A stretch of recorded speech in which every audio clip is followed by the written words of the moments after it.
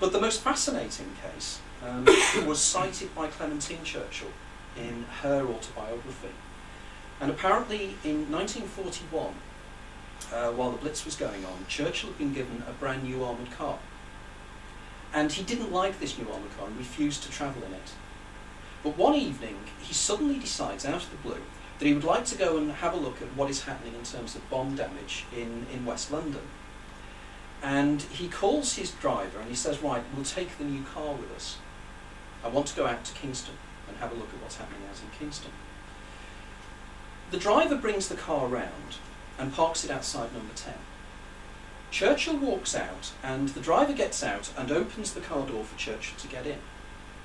Churchill hears a voice in his head saying, "Not there." And he finds himself walking around to the other side of the car, leaving his chauffeur standing there, and lets himself into the other side of the car. Gets in the car and they drive off over to Kingston.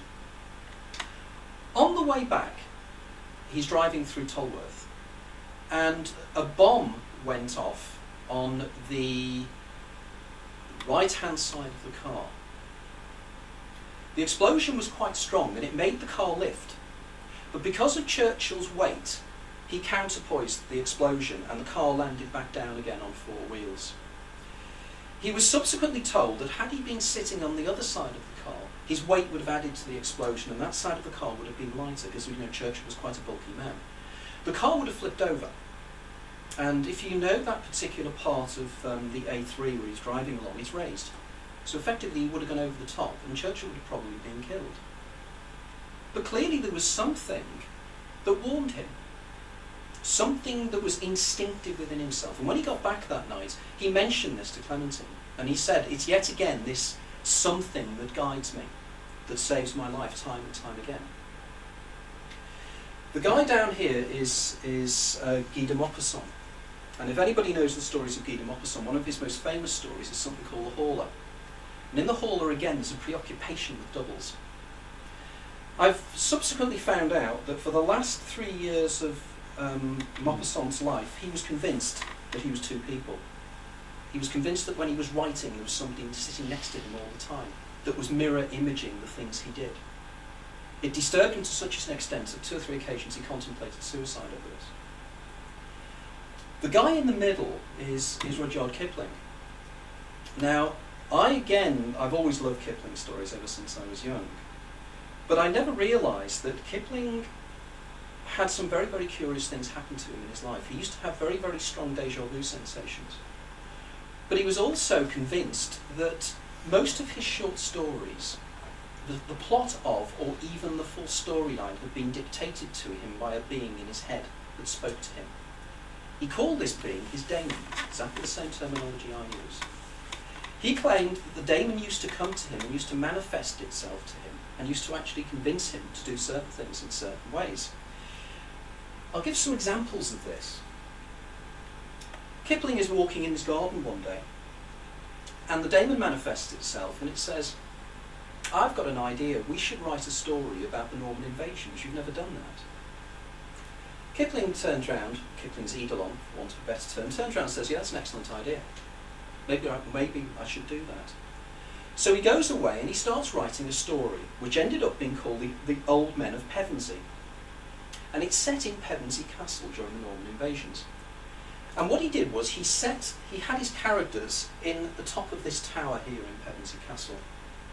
They're 2 elderly gentlemen and they have a treasure and they need to get it out of the castle. But the Norman invasions take place, so they're trapped in the castle. So he, like many fiction writers, had actually written himself into an impasse.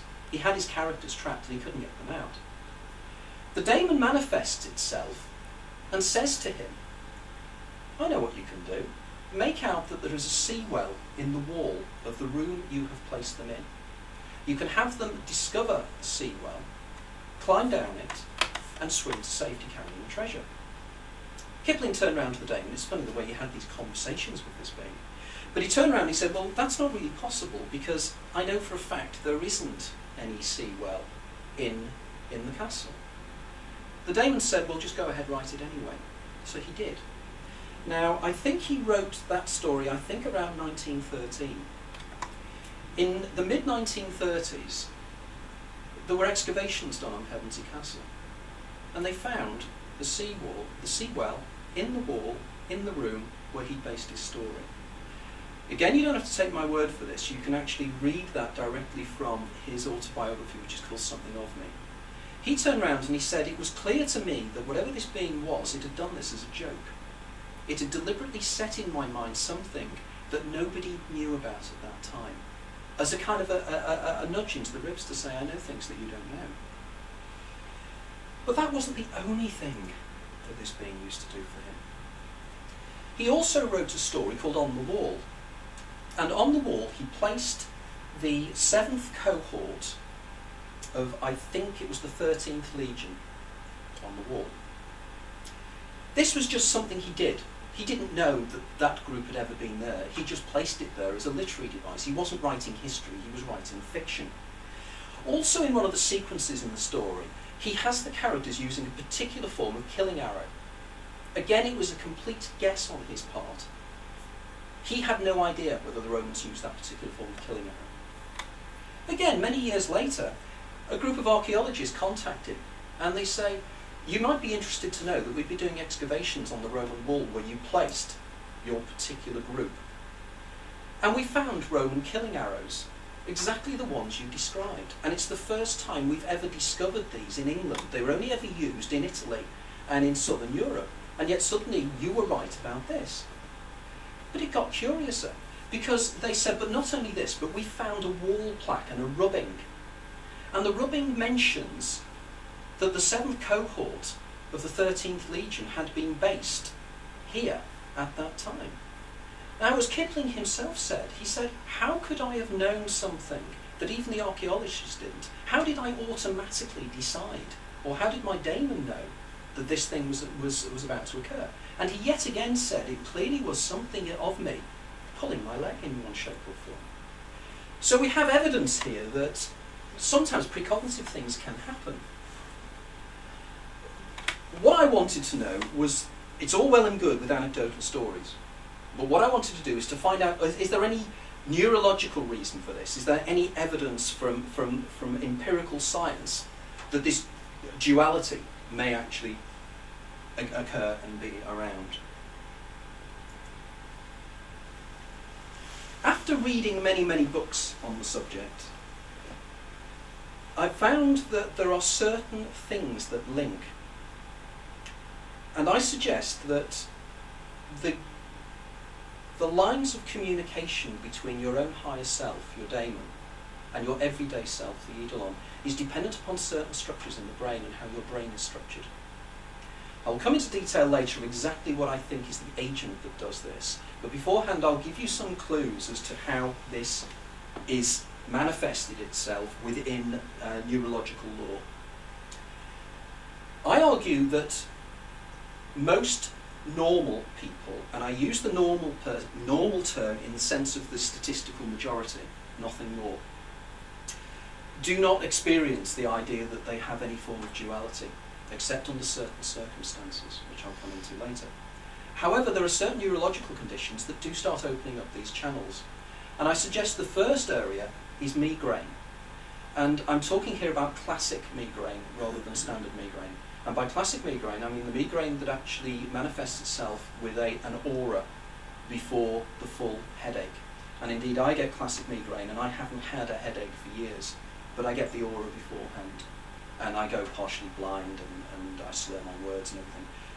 Occasionally it's happened while I've been doing talks like this, which has been unfortunate in the past. If you read up the documentation on migraine, particularly a book by a guy called Oliver Sacks, called, surprisingly enough, Migraine.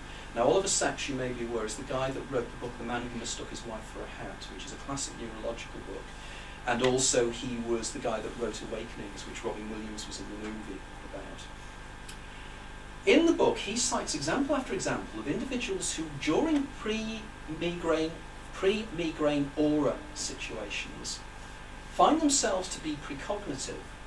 They find that their perception of reality tends to change, and they have a feeling of duality. But it's only an inkling, it's only a strange feeling that they're not alone in their